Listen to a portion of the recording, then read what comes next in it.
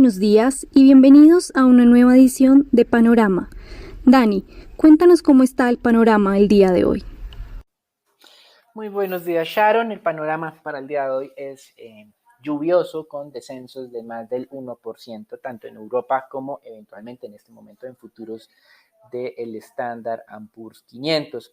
Con respecto a la noticia de la jornada, sin duda ha sido la publicación de la cifra de PIB en los Estados Unidos del segundo trimestre, indicador que se contrajo el 32.9%, es decir, la tercera parte. Sin embargo, la primera advertencia que hacemos acá, y la habíamos hecho desde el mes de febrero, es que estas cifras de PIB en Estados Unidos son anualizadas, es decir, que la verdadera contracción de Estados Unidos uno no puede asumir que este año se va a contraer un 33%.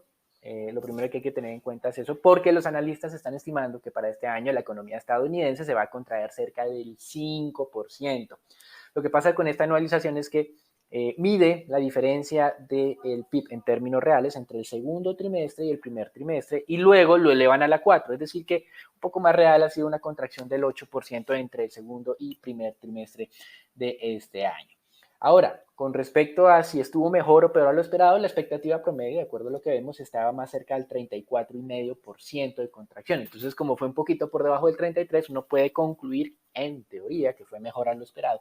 Pero, teniendo en cuenta este periodo de pandemia, la dificultad para hacer pronósticos en términos económicos y la amplia dispersión que teníamos para esta ocasión, iba las apuestas desde menos 25 hasta menos 40%, consideramos nosotros más bien que el indicador estuvo en línea con lo esperado. Como comenzando ahora sí con la dinámica de los mercados accionarios, pues hoy es un día, como mencionábamos, lluvioso, con caídas de más del 1%, y no creemos que esté asociada a esta publicación del dato de PIB porque estuvo en línea con lo esperado y además es de un trimestre que ya es historia vieja, el segundo trimestre de este año. Más importante para los mercados es la cifra, por ejemplo, dada a conocer hoy de los subsidios, solicitudes de subsidios al desempleo en los Estados Unidos de la semana que terminó el 25 de julio, con un incremento y superando nuevamente los 1.4 millones de nuevas solicitudes de subsidios. Y tal vez también acompañando estas cifras negativas del mercado laboral son las cifras de solicitudes continuas de subsidios al desempleo, no las nuevas, sino las que se vienen acumulando, pero estas se tienen con una semana de rezago, es decir, al 18 de julio, que no se estuvieron quietas, no se estabilizaron en los 16 millones, sino aumentaron a 17 millones. Esto que nos hace concluir es una evidencia más de que el resurgimiento de contagios del COVID en los Estados Unidos está afectando a la economía y por ende al mercado laboral, algo que el nuevo Trump, entre comillas, de hace 3 semanas, no el de ayer, sino el de hace 3 semanas, pues estaba entendiendo un poco más y por eso se mostraba dispuesto al uso del tapabocas como medida para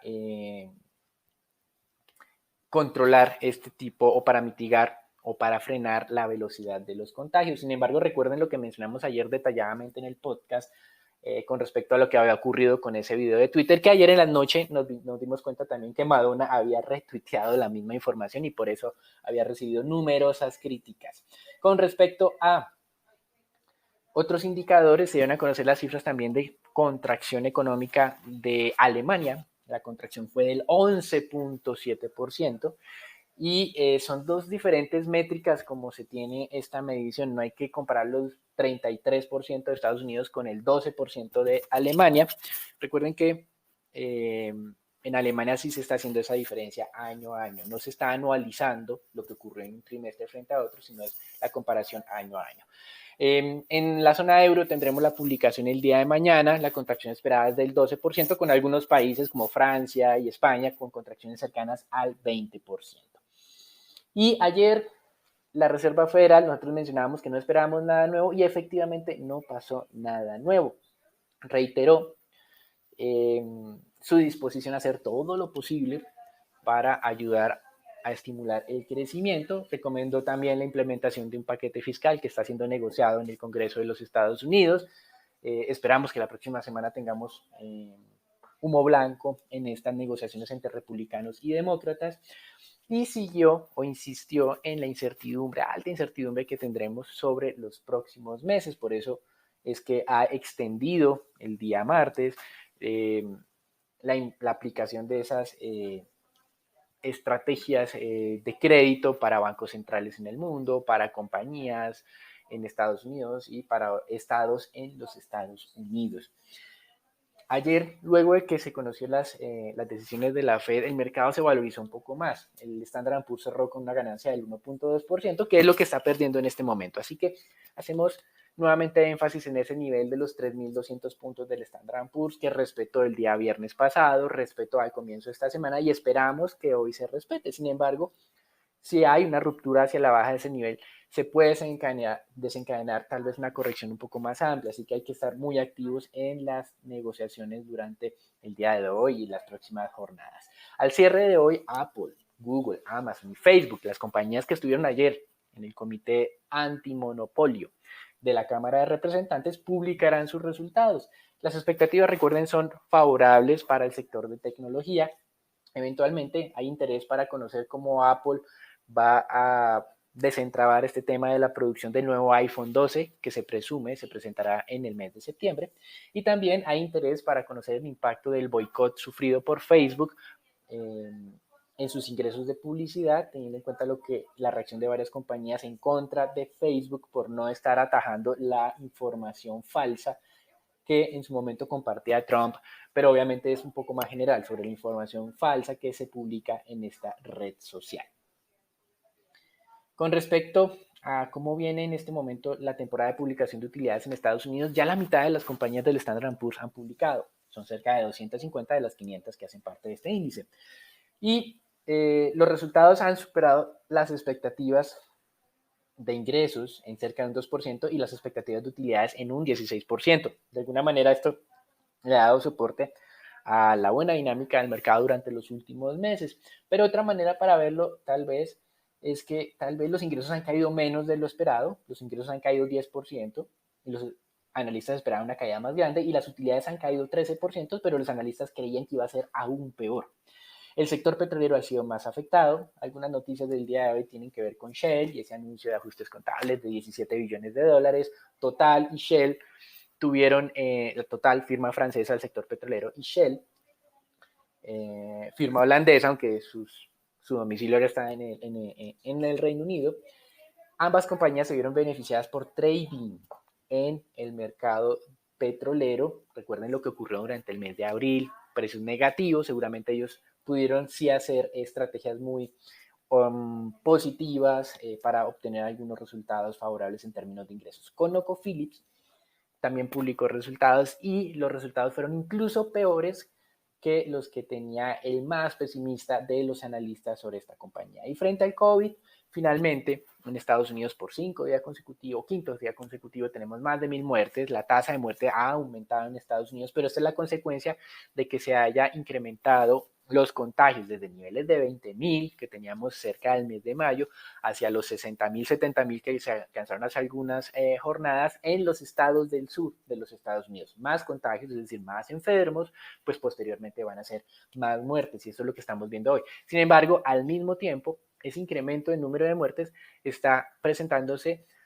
con estabilización en las cifras de contagios en los estados del sur y eventualmente eso es lo que a los inversionistas los han tenido relativamente tranquilos. En divisas tenemos un dólar que con la publicación del dato de PIB estaba estable frente a moneda reserva y frente a monedas de América Latina, pero la publicación también de las cifras de solicitudes de subsidios al desempleo y ese freno en la reactivación económica de los Estados Unidos lo está debilitando nuevamente frente a moneda reserva y estamos viendo que esa ansiedad de los inversionistas está generando algo de afectación en monedas de América Latina en el arranque de la jornada. De materias primas, el petróleo estaba descendiendo 1.3% al comienzo de esta jornada a niveles de 40.6 para el WTI y 43.2 para el Brent, pero se ha acelerado esa caída con la publicación de solicitudes de subsidios al desempleo en los Estados Unidos y el freno que está recibiendo la reactivación económica. Recuerden que ya a comienzo de semana hablamos sobre China,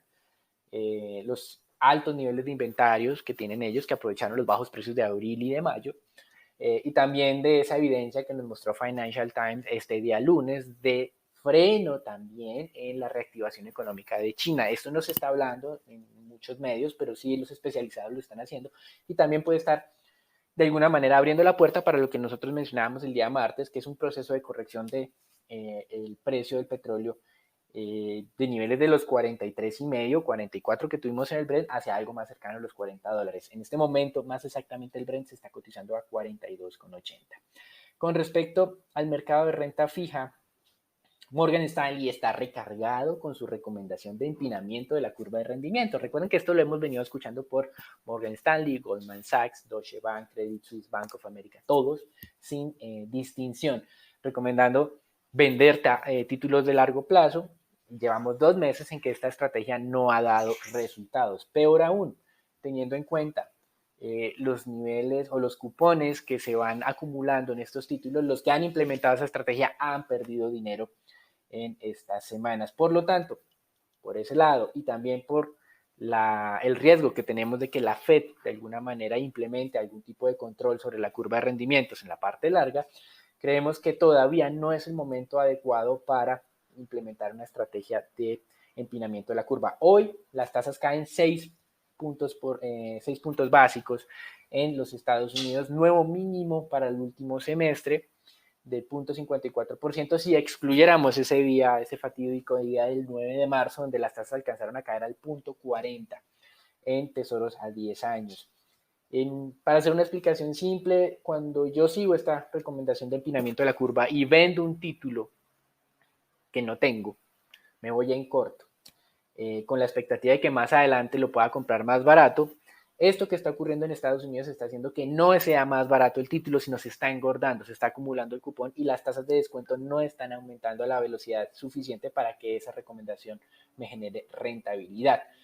Creemos que se va a demorar un poco en que esa recomendación sea, digamos, adecuada, sobre todo si vimos estos resurgimientos en el contagio en los Estados Unidos y esos eventuales frenos a la reactivación. Así que por ahora no haremos caso a estas recomendaciones generalizadas que nos están haciendo. Puede que mañana las tasas reboten y pensemos que hay que seguir lo que nos dicen Morgan Stanley, Goldman Sachs, Credit Suisse, Bank of America, etcétera, etcétera. Pero desde un punto de vista estratégico no creemos que sea lo más adecuado. Otros datos económicos se van a conocer durante esta madrugada. Con respecto a Europa, confianza económica de la zona euro mejoró en julio, diferente a lo que le pasó a Alemania, que se estancó. En la zona euro sí mejoró, pasó de 75,7 a 82,3 unidades. La confianza de los consumidores estuvo estancada. La tasa de desempleo aumentó del 7,4 al 7,8. Recuerden que en Europa no están incluyendo todas esas personas que están en licencia no remunerada en las casas dentro de las cifras de desempleo. Por eso más adelante la tasa de desempleo en Europa se va a aumentar, diferente a lo que ocurrió en Colombia, que aquí sí estamos reflejando un poco mejor esa dinámica del mercado laboral. Y en América Latina, la economía mexicana publicó sus resultados de segundo trimestre, se contrajo 19% durante ese segundo trimestre del año. Varios países de América Latina estarán muy cerca a estos niveles. Cuando se da a conocer las cifras de Colombia, se espera que la contracción sea cercana al 16-17% para ese periodo. Eso es todo por el día de hoy. Recuerden, un día o un panorama lluvioso en los mercados internacionales que probablemente también esté asociado a una jornada tal vez no muy positiva, por lo menos en el arranque en el mercado colombiano. Los dejo con Daniela, con Sharon, con Raúl y con Nicolás para la información del mercado de capitales colombiano. Gracias, Dani. Bueno, el día de ayer se radicó el proyecto de ley del presupuesto general del 2021, que tendrá que ser aprobado como máximo en octubre por el Congreso. Este es por un monto total de 314 billones de pesos, siendo 42,2 billones superior al que fue avalado por el Congreso el año pasado. Esto significando un aumento de un 15%, donde se destinarán y habrá mayor foco en las transferencias al sector salud, cada municipio y departamento, al igual que un aumento en el servicio de la deuda. Claramente, y como lo esperábamos, el aumento más significativo es en el rubro de la inversión, en el cual se destinarán 53 billones del presupuesto, esto un 4,7% del PIB, y significa un incremento del 23% frente a la que se aprobó para este año. Se destinarán también 185 billones para funcionamiento, un incremento de un 11%, y se asignarán cerca de 76 billones de pesos, un 6.7% del PIB, para pagar deuda, lo que significa un aumento de un 41% frente a lo que se asignó para este mismo año. Al sumar el gasto y la inversión, se evidencia que la educación será el sector que más recibirá recursos el otro año, con cerca de 47 billones de pesos, seguido del sector salud, como ya hemos mencionado anteriormente, con 35 billones de pesos. Sin embargo, en las declaraciones del ministro de Hacienda no se dejó de lado los proyectos actualmente en ejecución y dejó claro que se iniciarán otros más, sin olvidar vías terciarias fundamentales para la interconexión regional y el aumento en la competitividad del país y este impulso para la infraestructura que se ha venido hablando en podcasts anteriores. Y ya para finalizar, conocimos datos del Ministerio de Minas y Energía sobre la producción de gas y petróleo para el mes de junio. En cuanto al gas comercializado, este superó una barrera de los 1.000 millones de pies cúbicos por día. Esto significa un crecimiento de cerca de un 17% frente a lo que se tenía en mayo, y si se compara con junio del 2019, también se evidencia un crecimiento de un 5%, lo que muestra la importancia del sector en el país y la buena dinámica que registró para el final del primer semestre del año. En cuanto a la producción de petróleo, este cayó un 8.8% durante el total del primer semestre del año, alcanzando los 812.000 barriles promedio día, mientras que en igual periodo del año pasado este dato era de 892.000 barriles por día. Ya como tal, el mes de junio la producción de petróleo tuvo una leve disminución con respecto al mes de mayo, solo un 0.3%, donde esta pasó de 732.000 barriles promedio día a 729.000. Esto pues muy en línea con lo que hemos venido hablando de anteriores podcasts, de proyecciones de producción de petróleo muy bajos para lo que es este año, también impactados sobre todo por el cierre de pozos en algunas zonas donde se están implementando estas cuarentenas más restrictivas, lo que está explicando este comportamiento. Esto sería todo por las noticias de Colombia. Raúl, ¿qué pasó ayer en el mercado accionario local? Gracias, Dani. Por parte del mercado accionario local, el Colcap el día de ayer mostró leves valorizaciones, aunque en menor proporción que los demás índices internacionales, posiblemente limitado por la extensión de la cuarentena obligatoria en el país. A su vez, se mantienen los bajos volúmenes negociados, tan solo se negociaron 86.000 millones de pesos, donde la acción más negociada fue Preferencia Laval con 18.000 millones. La que más se valorizó durante la jornada fue Preferencia Grupo Argos con un 2,3%, y la más desvalorizada fue Fabricato con un 3,7%, retrocediendo levemente luego de las fuertes valorizaciones del día martes. Para hoy el índice colombiano podría mantener este débil comportamiento. Consideramos que podrían observar leves desvalorizaciones ante un panorama ligeramente lluvioso.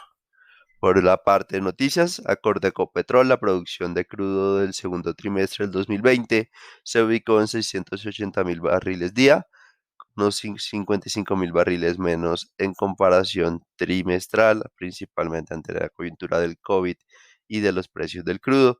Por el lado de Avianca, la acción de Avianca ha mostrado mayores retrocesos, afectado principalmente por incertidumbre en cuanto a la reapertura de los aeropuertos en Colombia. Como tal, se había hablado que sería el 1 de septiembre.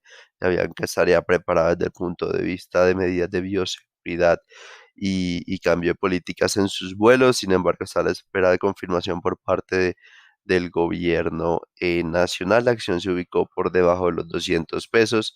Sin embargo, el principal tema a monitorear es el resultado del Chapter 11 por parte de la compañía.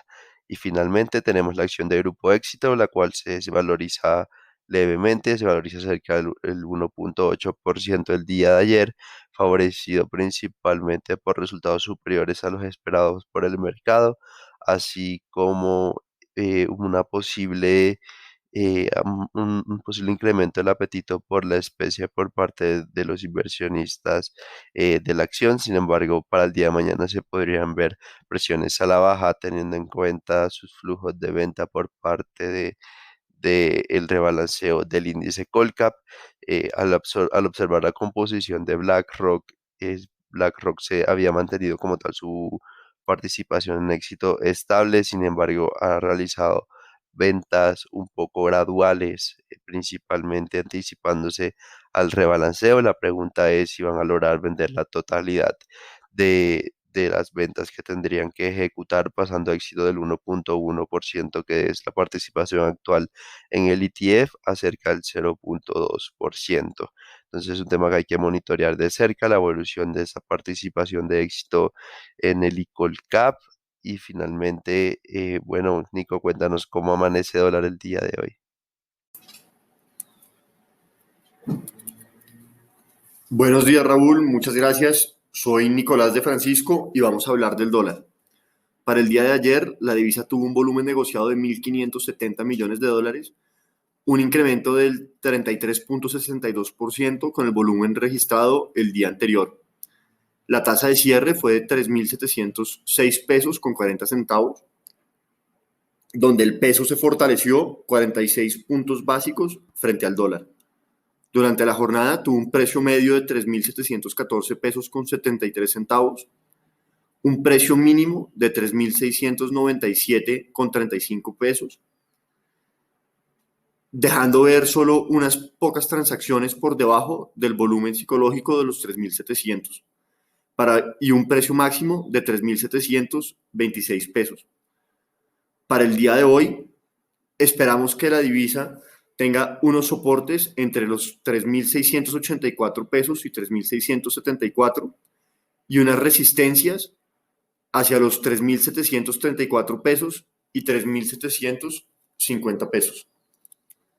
Los dejo con Sharon para los temas de renta fija. Gracias, Nico. El panorama indeciso del día de ayer presentó una jornada volátil para la renta fija local que presentó resultados mixtos. Al cierre, la curva T tasa fija se desvalorizó cerca de un básico, con variaciones especialmente en la parte media, y por su lado la curva T-VR se valorizó en promedio 4 básicos, con variaciones pronunciadas en el segmento medio entre los 23 y los 27. Los test del 24 acumulan 4 días de desvalorizaciones de cerca de 22 puntos y tras mostrar movimientos indecisos en la jornada cerraron en 3.41%, una desvalorización cercana a 3 básicos.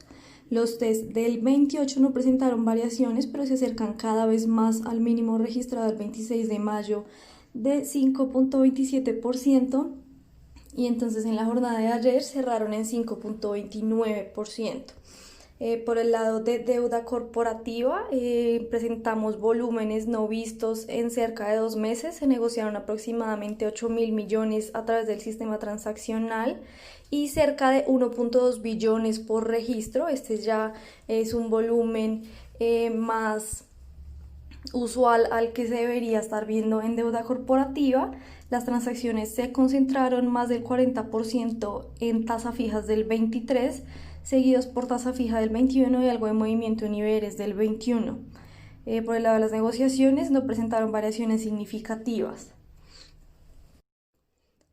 En cuanto al presupuesto general de la Nación, para el año entrante, que ya les contaba Dani, esperaríamos que para el otro año el ministerio aumente significativamente el monto del programa de emisión de TES.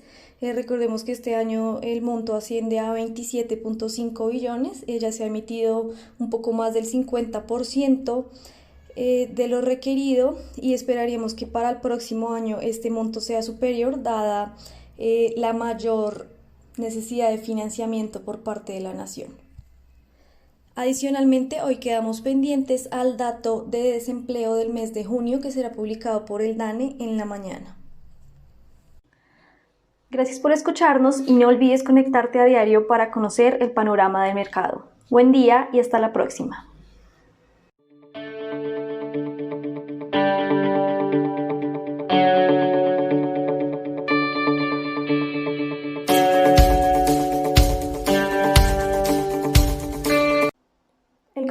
presente comunicación o mensaje no constituye una recomendación profesional para realizar inversiones en los términos del artículo 240.11.2 del decreto 2555/2010 o las normas que lo modifiquen, sustituyan o complementen.